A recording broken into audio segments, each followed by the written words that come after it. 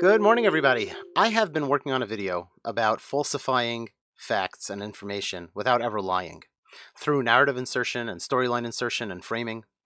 And I couldn't think of a better example than a news cycle that just popped up out of nowhere. So I want to give my thoughts on it, and hopefully I'll record that other video later.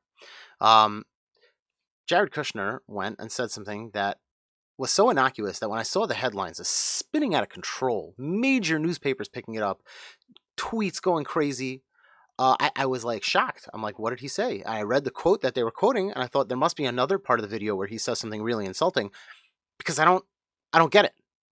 So I think we need to examine what's going on here. And then I want to also play for you two pundits giving their opinion. These are popular pundits who get a lot of views on the internet, and we have to examine how this crazy world that we live in takes seemingly innocuous statements and just spins them into creates an entire fantasy world based on their already biased perspective. All right, so let's go. Oops. We've seen in a lot of the black community, which is mostly Democrat, is that President Trump's policies are the policies that can help people break out of the problems that they're complaining about, but he can't want them to be successful more than they want to be successful. Okay, I want to be very, very careful about what he said here, okay? He said, and by the way, I think the word complaining is a little harsh. Maybe if he had really carefully thought about it, he would have chosen a different word. But in this country, there is generational poverty among many communities, by the way, but specifically in the black community, and it's a real problem, and black advocates constantly talk about it, right?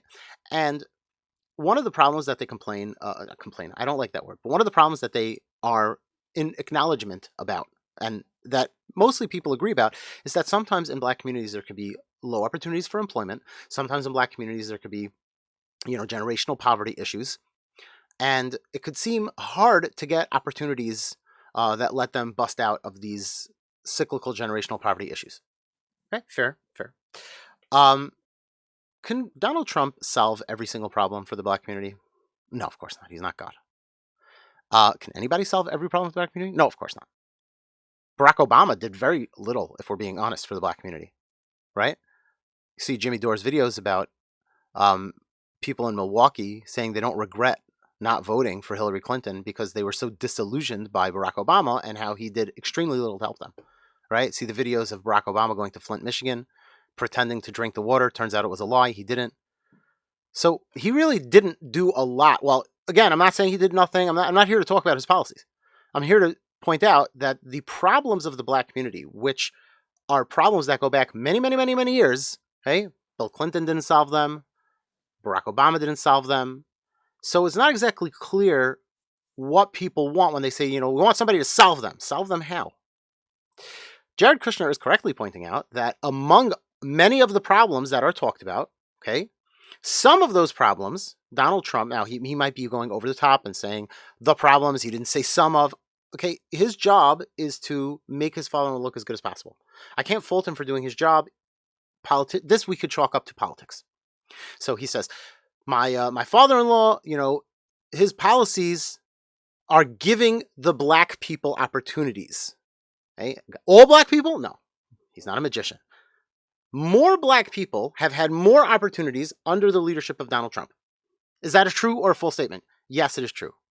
So how come every single black person hasn't improved? Well, of course, not every black person has had an opportunity, but his point is that if you're a black person who genuinely wants his life to be better, you will, if you just look at the facts that have been available and look at the last 4 years and see what's happened in this country, you will have probably a better chance at an opportunity to have a better life under Donald Trump than you will the other way. And if you'll ask, but what about all the black people who Donald Trump doesn't seem to be helping? Well, he's explaining, again, maybe a little over the top, that there are many people who, even when presented with an opportunity for success, don't seem to want to take that opportunity. How do you know? Well, because the opportunity is there. Because Donald Trump gave it to you. Right? So it's sort of like, now again, you might say it's hyperbolic. Not every black person was offered that opportunity. True. You're right. He is a little hyperbolic. That's politics. Maybe he should have said Donald Trump has given more opportunities to more black people than any president before him instead of all black people. He didn't say all, but it could be interpreted as that, which is a little hyperbolic. Okay, I'll grant you that. I'll grant you he misspoke like the tiniest little amount. He misspoke. Shouldn't have said that. But it is true that Donald Trump has been giving tremendous opportunities. And yet we find that there are many black people who say Donald Trump is the worst thing for black people. Why? Because look at the inequality. Who's going to solve the inequality? Who? And how would we even approach that if we just like, you have to solve it all in one blow or you're nothing? You helped some black people? Not good enough. You got to help all the black people or you're a racist. What do you want us to do? Do you want us to create businesses? Just create them, build buildings, open offices with $100,000 jobs, and then we're going to force black people to go and chain them to their desks and whip them unless they're successful. What does that even mean? All you can do is create a world where the market is so healthy that there are opportunities for people from low-income neighborhoods, from whatever, from every sector. Doesn't matter whether you're white, black, Latino, any sector of the world will have opportunities to find jobs. And then those people, if they take advantage of those opportunities to the maximum that they can, to the maximum they can motivate themselves, there's a good chance that they will actually end up improving their lives. Every person? No, not every person. Is there still racism? Yes, there's still racism. Donald Trump didn't cure racism. Are there still going to be problems because of cultural issue? Yes, there's still going to be problems. Donald Trump can't do that. He can't solve that. You know who else can solve that? Every Democratic president who's been around since Jim Crow. No one solved the problem. All the cities with 100% Democratic rule for generation after generation after generation after generation. They haven't, honestly, I don't even know if we can give them any credit at all. Have they made any headway? Which major city that has a tremendous amount of black ghettos, which are terrible, has made serious headway into, I don't even, it sounds so racist to even say it, but like, I'm just going to use words that I've heard, to fix the problems of the black community. Who's done, who can you show me some success? You might find individuals, and then people take success of, look at this individual. But the neighborhoods, they just keep growing, and the problems get worse. So who exactly are you looking to solve these problems?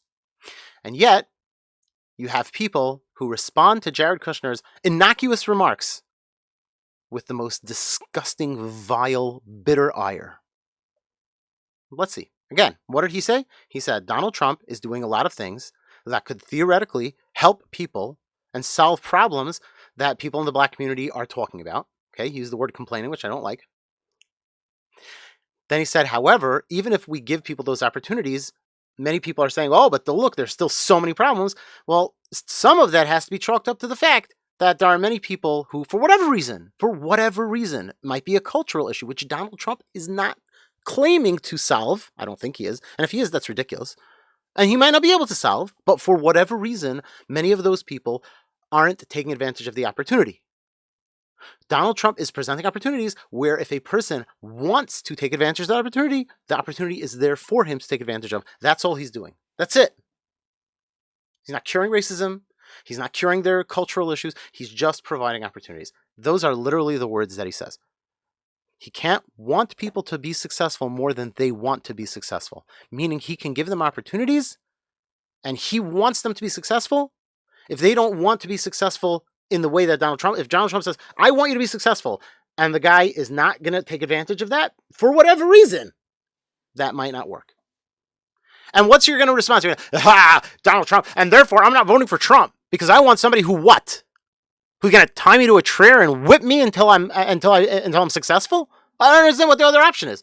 You want somebody who's going to go and snap his fingers like a genie and cure the cultural and societal problems of black people? What Joe Biden's going to do? Like, who's going to do that? There's no one who's going to do that. It's never going to happen. It's not going to be Rahm Emanuel's not going to do it. Lori Lightfoot's not going to do it. No one's going to do it. It's impossible.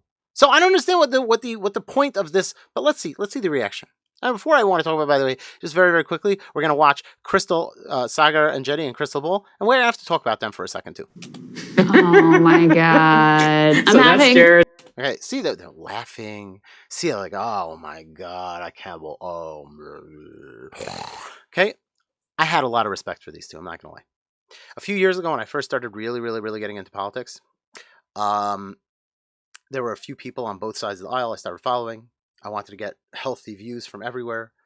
Jimmy Dore, um, the Young Turks, who I'm not gonna lie, I no longer watch the Young Turks. I find them insufferable right now. Crystal and Sagar. And from the right, there are a number of people I followed on the right as well. And I followed Crystal and Sagar because I was always sort of drawn to people who I felt were very sincere and honest about their opinions, and very lacking in subterfuge, you might say. I don't find them to be that anymore. Crystal especially has something happened to her because of Trump in the last year when the election started intensifying. They haven't been around that long, so I don't even know how long I've been following them, to be 100% honest.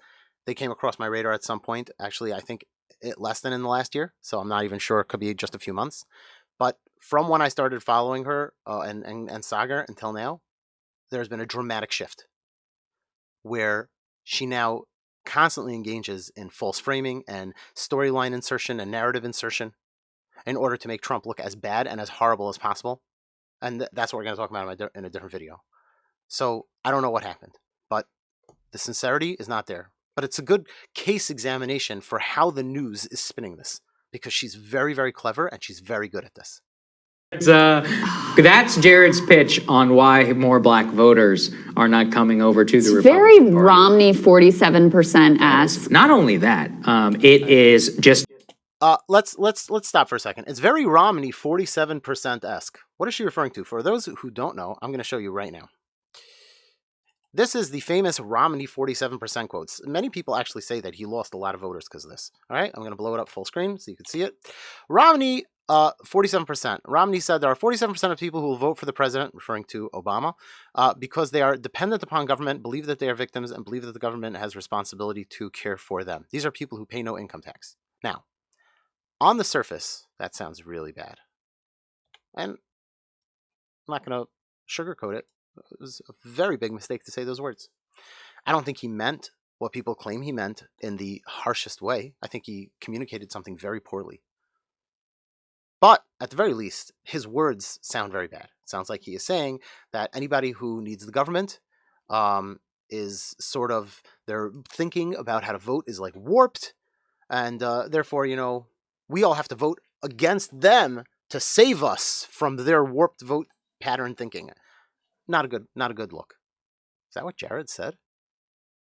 Jared said that Donald Trump wants to provide opportunities for the black community. But if you're still wondering why it seems like so many people in the black community aren't succeeding, you have to wonder how many of those people, there could be many other issues also, but you have to at least wonder how many of those people aren't taking advantages, because Donald Trump, again, what were his words, can't want people to be successful more than they want to be successful. Meaning he can only give them the opportunity and open the door. He can't force them through it. And that's what, as a president, he promises to do, to try and open the door. That's it. That's it. Okay? That's all he said. He didn't say anything else. He didn't say, well, black people go and vote for he didn't sound like some yokel, some redneck. Black people gonna vote for the president who they think because they dumb. Did he say that? Did he say anything like that? What did he say? Did he say what Romney said? 47% of Americans are they don't want to work and they're lazy and no. By the way, it's not what Romney said either. But it doesn't even sound like that. Ridiculous. Let's move on. A clear example of the idiocy through which the administration has pursued this. They're like, Joe Biden wrote the 1994 crime bill, but we're pro-cop. And I'm like, well, which is it? You know? Right. And I'm like, are you for criminal justice reform? Was he too tough on crime or not tough enough? And you're the reform. That's an excellent example of this kind of ridiculous false dichotomy that they're creating. The problem with some of the crime bills that were tough on crime was that they created a reality in the court system, not in the law and order policing system. That was a problematic approach to how to deal with criminals after they were caught. Strong presence of police in a society is always helpful. When neighborhoods are secure, businesses want to invest there. When neighborhoods are secure, social services outside of the government feel comfortable. You know how hard it is to open a church? Churches don't have tons of money. You know how hard it is to open a youth group? If you're a volunteer and you want to open, and there are stories like this. People open youth groups in inner city neighborhoods and have tremendous success reaching out to people, and then one day somebody comes and burns the place down. And they desperately try and raise money, and they can't get the money together because it's a poor neighborhood, and they're trying to go outside, and maybe they can't reopen. You know how disheartening it is? You know how many probably people never open a center like that in a neighborhood because they don't see the neighborhood as being protected enough? And they don't want to throw away their effort. They don't want to waste their effort. Some people do, by the way. Those are very noble people. Wonderful and amazing. And one of the reasons they're so noble and wonderful is because the cause is very daunting. You look at a neighborhood where there's not a lot of police, and so there's not a lot that's going to prevent people from forming gangs and having a tremendous amount of crime. When you have a lot of police in a neighborhood, now there's a problem. What happens after the police stop a crime? That's the turn. What happens next? Is our justice system treating the people with compassion and the right care? Are we guiding people through the criminal justice system to better opportunity, to a better ending, to a better life? The claim is that the 1994 bill, without getting into everything, was a push in the wrong direction. What on earth does that have to do with supporting police? That's such a dishonest way of framing the conversation. Donald Trump says that he is, I'm going to say this tonight. I'm wearing a suit, a tie. Donald Trump says that he's against the 94 crime bill, but for police. Oh, which one is it? Both! Both! Our criminal justice system needs to be reformed. We also need to support police, specifically in neighborhoods that need more deterrence against crime and criminal activity. How is this such a dishonest take? Let's move on. There is not a Trump base member out there who voted for the president for criminal justice reform. Lies. That's just a lie, straight up. Now, again, I'll forgive him that because that's, again, exaggeration, hyperbole. That's politics. The same way I forgave Jared for making a certain amount of the comments the way he made them, using the word complaining. But what he said is a lie. I promise you that Alice Johnson and many of her family members, they're voting for Trump because of criminal reform. There are many black people who have actually spoken up about this issue, and white people, and others, who have said that criminal justice reform is a major component, if not the component, about why they are voting for Trump. So I don't even know why he would say this, and I'm going to give him the benefit of the doubt that he's just exaggerating, and he means it's a small percentage. But it's just straight up a lie. And Jared sold the plan that criminal justice reform would lead to more black votes. Oh, looks like it will be roughly the same as it was in 2016. I don't think it has anything to do with it. And even if you look at why black voters are coming over to Trump in the rare instances that they actually are, what are they coming over for? Trade policy, economic matters, cultural values. By the way, those are all the things that Jared claims open doors and opportunities. Which those people, if they're saying, you know why we're here? Because of the things that we believe will create opportunities, which we want to take advantage of. So let's see where he goes. Okay, I might be skipping some of this. You can go watch the source video yourself. The same things that animate all of us. It's always been such a pandering way in order to talk to the black community, which doesn't work, number one, and is insulting. It's an elitist view. It's insulting to say, again, what were his words? He can't want them to be successful more than they want to be successful.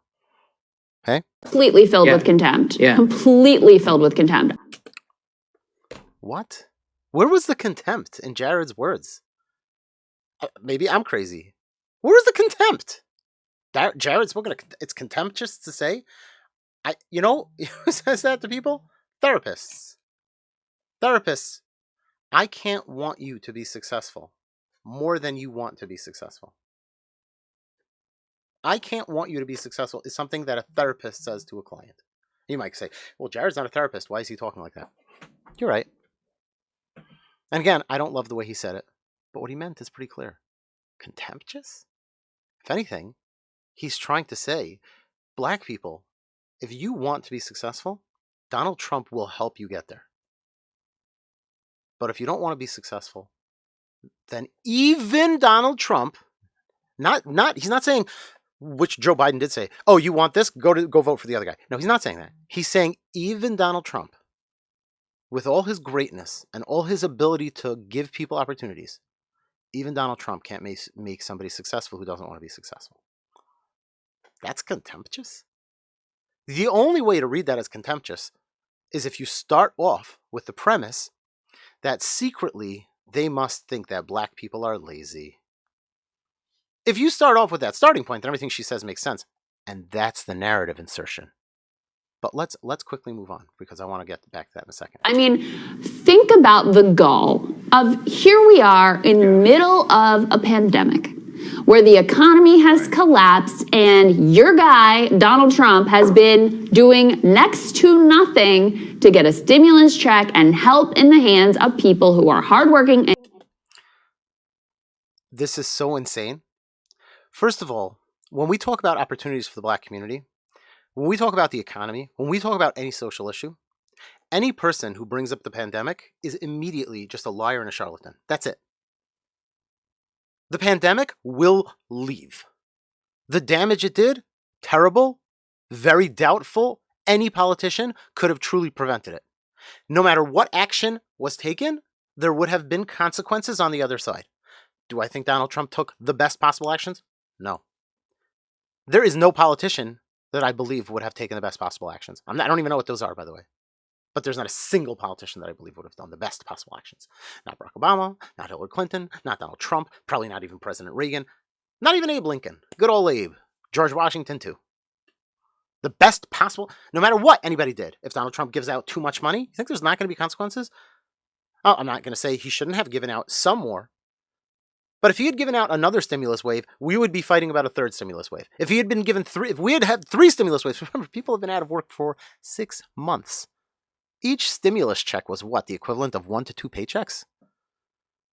We'd be talking about a 5th wave and how he hadn't done enough if he'd done 5.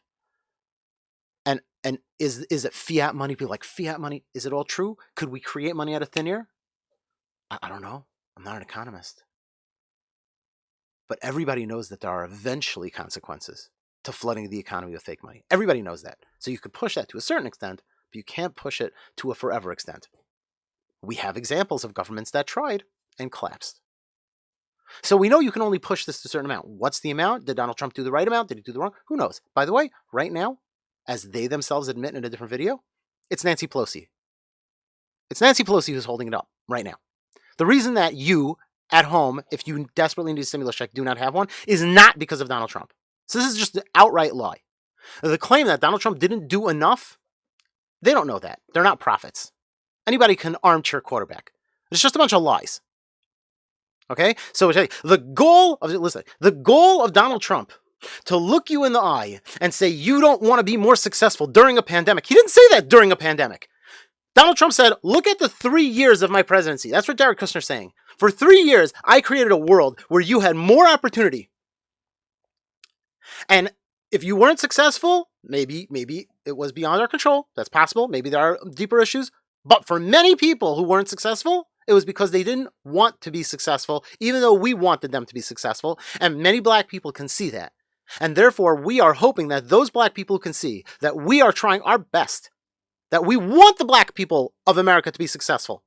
We can't want those who don't want to be successful, but those who want to be successful, you can see that we genuinely want them to be successful. And we hope they can see that and that they'll vote for us. And she's like, the gall of saying that during a pandemic. How dare you? How dare you say that? There is a pandemic. Such a dishonest take. Such a dishonest take. The pandemic won't be here forever. And then the question is, what then? She's going to vote maybe for someone who possibly will be dealing with the pandemic for possibly another year? Maximum 2, God forbid, which is very doubtful. Very doubtful that the pandemic is still going to be affecting us 2 years from now, and everybody knows that. So you're looking at somebody, so you're going to vote for somebody who's going to maybe give you a check, but whose economic policies are going to take away opportunities from you? People who are not going to be in that position to open doors for you because Because what? Because somebody had the goal to say to you during a pandemic that you should try hard to be successful. The goal. And did nothing wrong, and you're gonna have the nerve to do this, like pull yourself by the bootstraps, and you gotta want to work hard. You know, you. I don't know where this narrative came from, that it's never okay to tell anyone ever that they should work hard and pull themselves up by their bootstraps. Yes, it's true. There is an underlying narrative where pull yourself up by your bootstraps is taken too far. And when is that? When people who are at the top of an elitist tower look down on people and say, pull yourself up by your bootstraps, sonny. I ain't giving you a dime. By and large, that's a false narrative. There's not a lot of people in the elite who do say that, and most of them are thoroughly despised. Thoroughly. For the most part, people acknowledge that there's only a certain amount the government can really do to make someone successful. I mean, the government can't actually make anybody successful. It's just not a thing.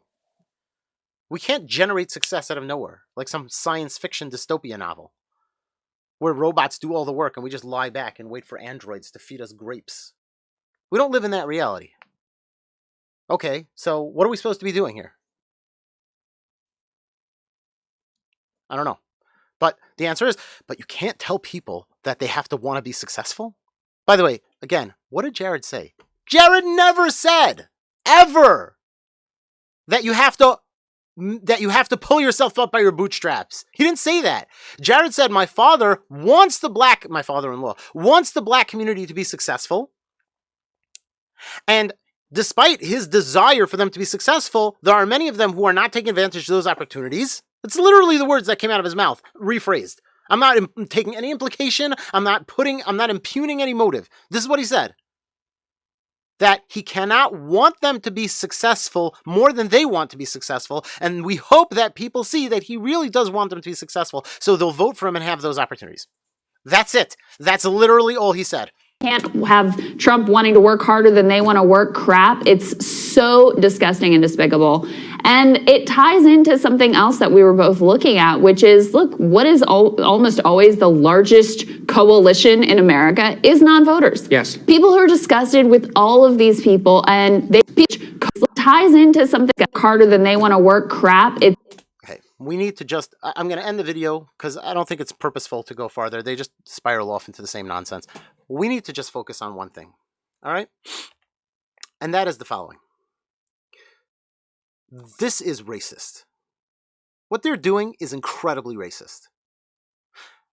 It's something Tim Pool talks about a lot. For years, people on the right were talking about the soft bigotry of low expectations. And in the past few years, this has genuinely come to the forefront. It's exploded. And it's been taken and twisted into this righteousness where people, white, black, whatever, walk up to microphones and say, if you tell black people that they have to want to be successful, it's because you're a racist. That is literally the most racist thing in the world. But it's so bold-faced in its obnoxious lyingness that people have begun to accept that it must be somewhat true. It must be true. It must be true that if you say to black people you have to want to be successful, you're a racist. It must be true. Because how else could we be getting away with this bold-faced, insane lie? It's racist to tell people you have to want to be successful? That's racist? So the answer is, well, because you're implying they don't want to be successful because they're lazy. No, nobody said that. You know, maybe the reason they don't want to be successful is because of the many issues in their lives. Maybe it's because they weren't raised properly because they didn't have a father around. That's really upsetting and it's sad. It's a terrible issue. Maybe it's because of cultural values and norms. That's terrible. Maybe it's because of a host of other issues. We don't know why. Jared Kushner didn't suggest he knows why. I haven't never heard him suggest that he knows why people might not want to be successful. But he has suggested that if you don't want to be successful because of whatever your issues are, if the door is open, you might not take advantage of the opportunity. Comes along Crystal Ball. Oh my God, that's racist. It's so racist to suggest that a person might not want to be successful. Really? What does that even mean? Let's say there's a job opportunity You say, no, that's not my culturally, my values are not to take advantage of this. Imagine if somebody presented it in like a way that sounded calm and rational. I'll be honest, I've considered the job opportunity, but my racial cultural values are I'd rather join a gang. Well, of course you would say, are you insane? Like there's something wrong with you. But it's never presented like that because it's not a rational, thought out thing. It's a cultural thing or a value based thing or something that's based on the way they were raised. There's obviously issues involved in why they're doing that. But the bottom line is, whatever those issues are, you could even claim pursuing success. Maybe they believe that being in a gang or committing crime or whatever they're doing, who cares about impugning anyone? However they're living their life, if it's not getting them to success, I'm not saying they don't want success. They want success. But they're pursuing it in a way that doesn't equal success. We know what equals success in America. We figured it out. We broke the code because people become successful. It happens. People who work hard and try hard live middle-class lives. Many of them don't. Many of them don't. Many of them do. Most of those, not all, most of the people who try hard and really want to be successful do succeed. Now, there's a problem. You'll say, but not in the black community because the opportunities don't exist. So Trump says, yeah, okay, I'll create those opportunities. And he did. What a racist. Can you imagine anything more racist than creating opportunities for black people? My brain hurts from trying to follow the convoluted machinations. But if you accept one premise, then it all makes sense. And that is the premise that black people are actually inherently inferior. Then all of this makes sense.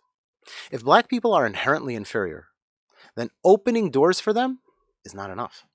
If you say to a black person, again, if you start off with this premise, you say, black people are inherently inferior. And then you say, hey, Mr. Black person, I opened the door for you. You're a racist. You are. You're actually a racist. You know why?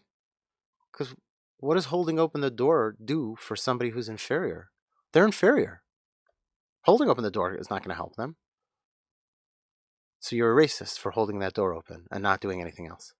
Then it makes sense. And honestly, I'm half convinced that that's what these people believe. I won't say all the way, because I think that's too harsh. But again, go listen to Tim Pool talk about this. The racism is sickening. And it is. It is racism. It's racism to say that we need to govern black people so inherently differently that giving them opportunities is not enough.